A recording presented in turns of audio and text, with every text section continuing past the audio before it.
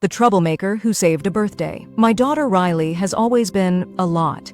By the time she hit 5th grade, I'm pretty sure the principal's office was officially our second living room. She wasn't just a rebel. She was the kid who once convinced the entire cafeteria that the school lunch was made of recycled cardboard. She nearly started a full-blown food riot.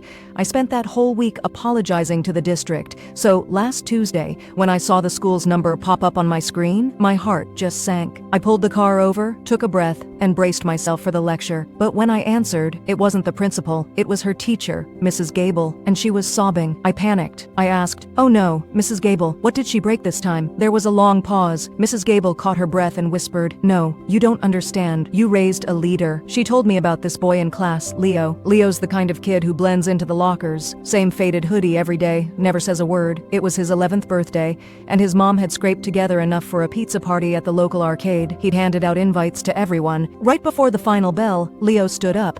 Mrs. Gable said his hands were shaking. He looked at the room and asked, "So, who thinks they can make it to my party on Saturday?" The silence was deafening. Kids looked at their shoes. A few girls in the back started whispering and giggling. Leo just stood there, his face turning bright red, his eyes welling up as he realized nobody was coming. He started to sink back into his seat. He looked defeated. And then, my troublemaker. Riley slams her hand on her desk and stands up. She looks at the cool girls and says, "Are you kidding? I'm going. My dad's bringing me, and we're gonna crush it at skee ball." Then she looks at the rest of the class, with that look she gets when she's about to start a riot, and she says, "Who else is coming? Don't be boring." One by one, the hands started flying up. By the time the bell rang, the whole class was cheering.